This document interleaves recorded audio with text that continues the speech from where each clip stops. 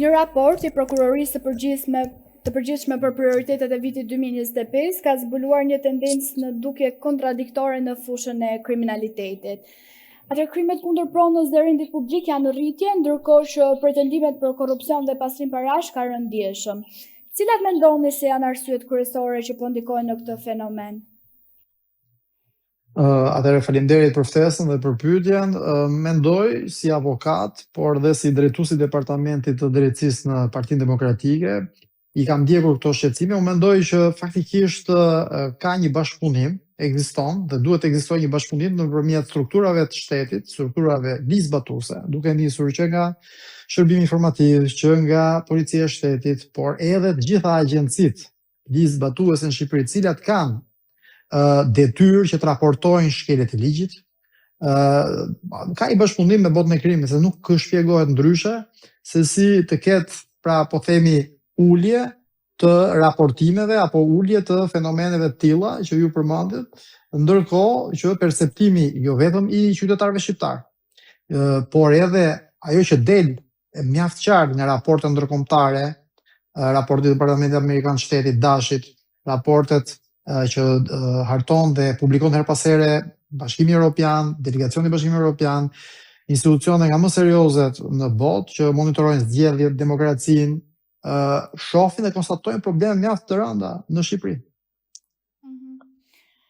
Kështu që unë shpjegoj me faktin që ka një bashkëpunim të heshtur nëpërmjet segmenteve të caktuara të strukturave të shtetit, të drejtësisë, të policisë, të shërbimit informativ, kudo, pra të gjitha agjencitë ligjzbatuese, me krimin organizuar, me element kriminal, dhe kjo bën që Shqipëria të mbes mbrapa në luftën kundër kriminalitetit, luftën kundër pastrimit parave, në luftën ndaj informalitetit, shkeljeve të ligjit, ndërtimet pa leje, gjitha me radhë.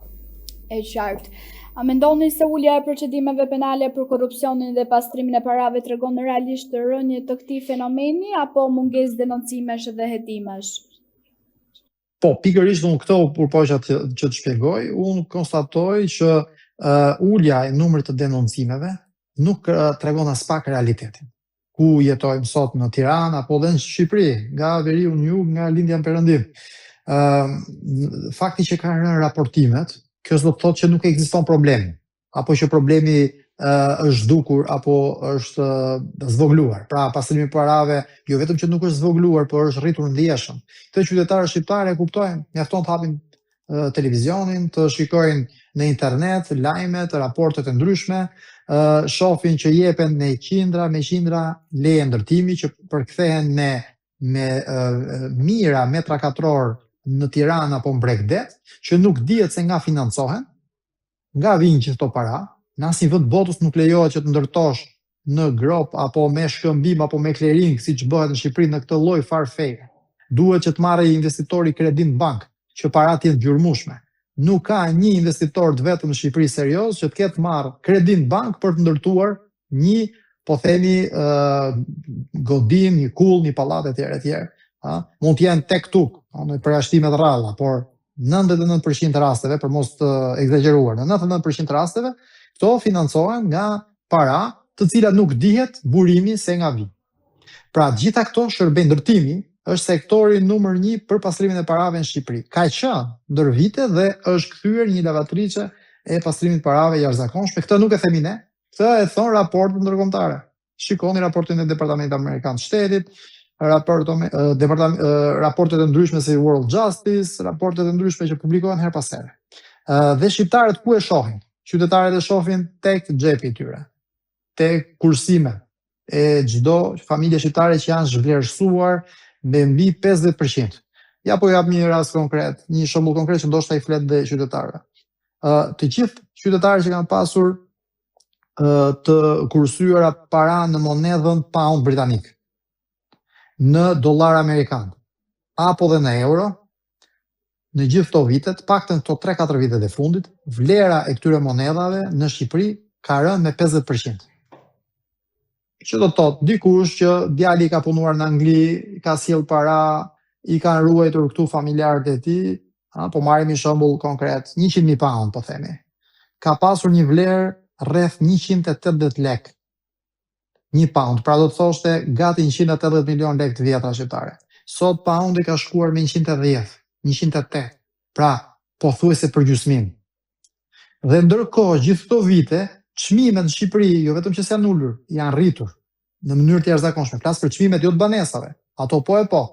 Jo për qerat, jo, po flas për çmimet e produkteve bazë, të ushqimeve. Çmimet të cilat po t'i shikoni dhe t'i analizoni janë më të larta se në Greqi, më të larta se në Itali apo në shumicën e qyteteve italiane dhe deri diku ka produkte që janë më lirë në Gjermani sot në 2026 se sa në Shqipëri. Dhe këto gjitha vijnë nga pastrimi i parave, nga para e pis që hyn në Shqipëri me autobuza, me furgon, me avion, me kamiona, nga qytetarë ndryshëm që i transportojnë etj etj. Dhe gjithë kjo para ka bërë që vlera të bjerë vlera e monedhave të huaja, rritet vlera artificiale e lekut shqiptar, mirë po ndërkohë qytetarët shqiptar nuk mund të blejnë më gjë sepse bie fuqia blerëse. Zoti Nuri, a kanë sot institucionet kapacitetin e duhur për të hetuar rastet e korrupsionit dhe pastrimit të parave dhe a ka pasur rënje të referimeve që vijnë nga agjencitë e tjera listë zbatuese drejt prokurorisë? Atëherë, të flasim në teori, po, institucionet shqiptare kanë kapacitete, nuk është se nuk kanë kapacitete, por patjetër që do ishte mirë që të shtoheshin kapacitetet e institucioneve ligjzbatuese. Për shembull, SPAK-u që heton nëpërmjet byros kombëtare të hetimit, ka një numër, kjo Byroja Kombëtare e Hetimit, ka një numër të caktuar oficerësh. Ka disa muaj që flitet se do të rritet numri i hetuesve të Byros Kombëtare të Hetimit, të cilët i shërben SPAK-ut dhe bëjnë këto hetime mjaft komplekse. Përflitet se do të ketë rreth 40 punonjës të BKH-s që do të shtohen. Ka disa muaj dhe ende nuk është hedhur asnjë hap për shtimin e këtyre punonjësve. Pse? Sepse kërkon një bashkëpunim nga ana e qeverisë, nga ana e ekzekutivit, në kuptim që qeveria duhet ta alokojë fonde. Nëse pushteti qendror, qeveria shqiptare nuk jep fonde nëpërmjet Ministrisë Financave, atëherë nuk shtohen dot numri hetuesve, nuk kanë kapacitetet i kanë të kufizuara dhe rrjedhimisht nuk mund të bëjnë dot hetime të plota, të thelluara për gjitha këto fenomene që ne tham dhe për gjithë territorin, sepse gjithë Shqipëria nuk jeton në Tiranë.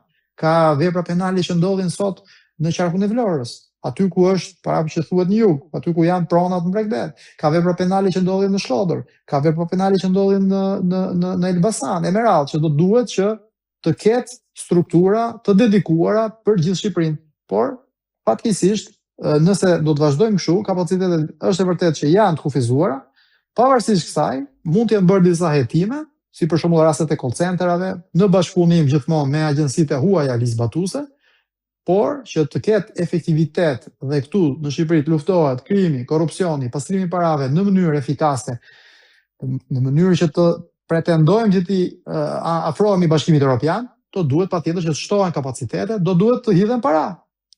Shteti duhet të investojë në këtë sektor, të blejë pajisjet fundit, të shtojë numrin e personelit, por edhe në sistemin e drejtësisë.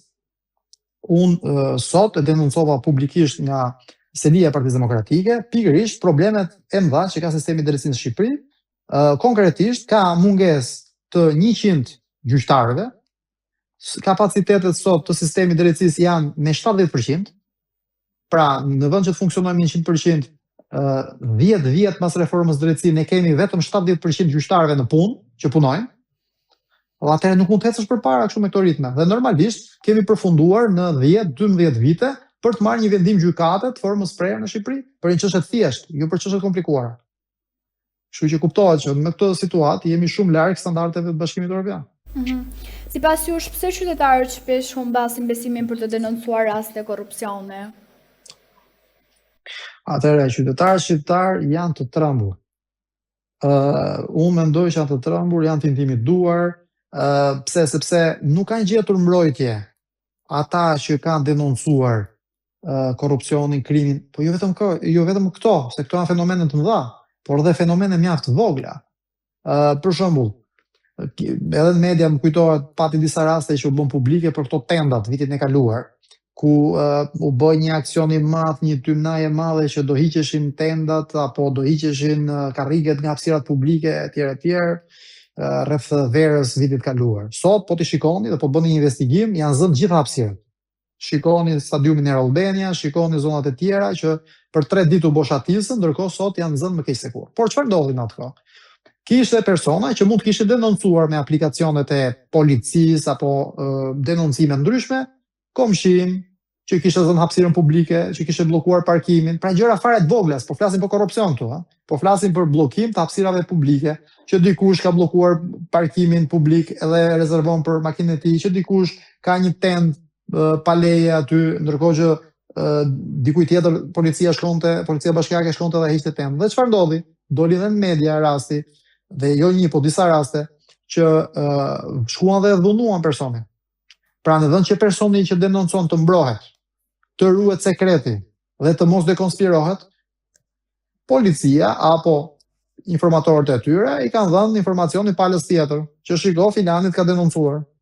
Dhe çfarë ndodh? Në vend që të inkurajohen këto, po themi, fenomene, do të kundërta njerëzit e mbyllin gojën, heshtin dhe nuk guxojnë të denoncojnë gjëra të vogla që shqetësojnë gjithë komunitetin, jo më krimet, korrupsionin. Ju shikoni dhe keni parë besoj rastet në të shkuarën, shumë zyrtar apo ish zyrtar, duke filluar që nga ish oficerët policisë si Nu apo Zagani, por edhe deri tek krau i djathtë i Edi Ramës, Arben Ahmetaj, zënësi i tij për 5 vite me radhë, kanë bërë denoncime të forta nga azili, që do thotë kanë marrë arratim, kanë ikur dhe kanë kërkuar azil diku tjetër dhe që aty po flasin, sepse nuk e rrezikohet jeta, ndërkohë në Shqipëri rrezikohet jeta. Nuk e di në sa i qartë isha. E qartë. A mendoni se reformat në drejtësi kanë dhënë rezultat konkret në luftën kundër korrupsionit?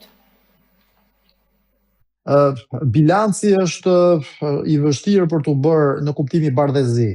Do të thosha që reforma në drejtësi nuk ka sjell ato rezultate që prisnin shqiptarët përpara 10 vitesh kur jo vetëm u fol kjo gjë, por dhe u konkretizua në vitin 2016 me ndryshimet kushtetuese. Në atë kohë shqiptarët pretendonin dhe qytetarët shqiptar ju shit ideja se në momentin që do bëj reforma në drejtësi, çdo gjë do të zgjidhej në Shqipëri. Do zgjidhej çdo lloj problematike, do zgjidhej problematika e pronave, do zgjidhej problematika e korrupsionit, do ndëshkoheshin ata që nuk ishin ndëshkuar ndonjëherë, pra lufta ndaj pandëshkueshmërisë, do të mbani përgjegjësi zyrtarët e lartë etj. Çfarë tregoi realiteti?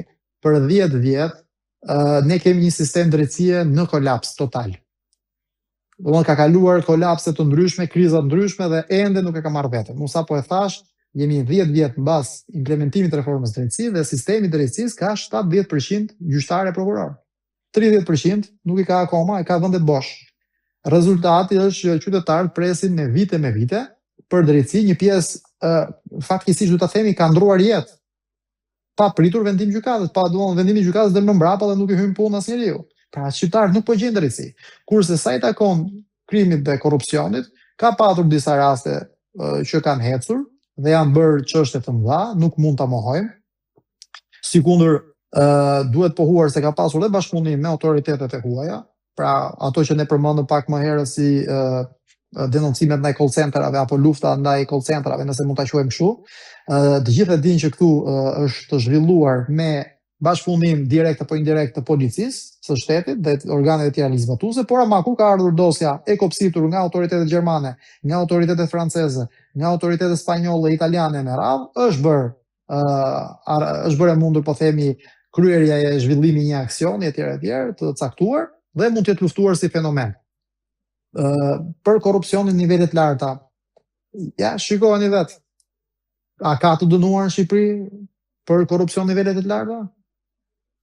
Kjo është gjithë pikpyetja. Ka disa procese gjyqësore të disa personaliteteve, po themi, apo të disa ish zyrtarëve që mund të jenë që vazhdojnë, ndërkohë për ata që janë pushtet sot, pra për Edi Ramën, për qeverinë, për numrin 2 të tij që ka qenë deri para kohësh, Belinda Balluku etj. Me radhë, nuk ka, jo vetëm që nuk ka ndonjë rezultat konkret përveç hetimeve, por edhe kërkesat për arrest janë refuzuar. E qartë, atëherë edhe një pyetje të fundit për ta përmbyllur. Nëse kjo prirje vazhdon, cili është rreziku për rendin publik dhe çfarë pasojash mund të ketë për sigurinë dhe ekonominë e vendit? Atëherë, është një pyetje interesante, por edhe mjaft e gjerë. Për ta përmbledhur, rreziku më i madh është për ekonominë e vendit, dhe ju dhe gjithë ne e shohim për ditë në mënyrë indirekte. Çfarë problemi ka këtu? Kush është rreziku? Rreziku është që shqiptarët po ja mbathin nga syt këmbët. Pra, shqiptarët e shohin që këtu nuk ka shtet, faktikisht duhet të përdorim termin shtet të së drejtës, sepse nuk ka drejtësi, nuk gjen drejtësi në kuptimin e personit normal, qytetari normal që ta ankohet dhe institucionet shtetërore ta mbrojnë, por gjithmonë rrezikohet ai, siç e thamë më përpara, personi që mund të denoncojë një fenomen shqetësues për të apo për familjen e tij, jo vetëm që s'mbrohet, por rrezikohet. Pra, çfarë bën qytetarët shqiptar? Largohen nga Shqipëria, shumë e thjeshtë. Dhe kjo dëmton ekonominë në afatgjat. Sot kanë dalë statistika zyrtare që tregojnë që numri i lindjeve në Shqipëri është më i ulët se sa numri i vdekjeve. Që do të thotë, me këtë ritëm popullsia jonë vetëm do paksohet. Nga censusi i fundit i para 2 viteve, edhe ai shumë i debatuar dhe shumë i kontestuar nga opozita për efektin si u bë tek u bë, po e marrin mirë që janë atë. Na nxorri me 2.4 milion banor. Shqipëria ka qenë 3 milionë e gjysmë banor. Tani ka përfunduar me 2.4. Sipas dokumentave të 2024-s. Ndërkohë, situata vjen dhe përkeqësohet, emigracioni nuk rresh së ndaluri dhe ju po e shikoni, të gjithë jetojmë këtu në Tiranë, tashmë e shohim, po dhe në qytetet e tjera, shqiptarët po zëvendësohen. Po zëvendësohen me krah pune që vjen nga vendet e Afrikës, nga vendet e Azisë largët, dhe është për të ardhur keq që ndërkohë shqiptarët ka shqiptarë që nuk gjejnë punë në Shqipëri, ka shqiptarë që e kanë vështirë të gjejnë punë dhe të punësohen, ata që kanë mundësi të punojnë dhe janë të afër punë apo të kualifikuar si mjek, infermier, IT, programues, largohen në Gjermani, në Poloni, në Francë, në Zvicër, në Amerikë, në Angli, në Irlandë, pra në Itali apo kudo ku të ke mundësi. Ndërkohë këtu vinë dhe punojnë tashmë me mira punëtorë të huaj nga India, të cilët punojnë në sektor të vështirë, ku shqiptarët ndoshta edhe nuk duan punojnë më, ta themi atë që është. Vinë punojnë persona nga, po themi, Bangladeshi apo edhe nga Filipinet, edhe dyqanet e kioskave dhe tabakinove në mes të Tiranës. Tani nuk kanë më punojnë shqiptarë, po ke punojnë të huaj të kësaj kategorie që shesin aty. Apo janë të punësuar, apo edhe në bar kafe të ndryshme ke persona të ardhur nga vende të treta. Kjo është që do dëmtoj shoqërinë shqiptare në mënyrë afatgjat dhe do dëmtoj ekonominë shqiptare. Ky është risku.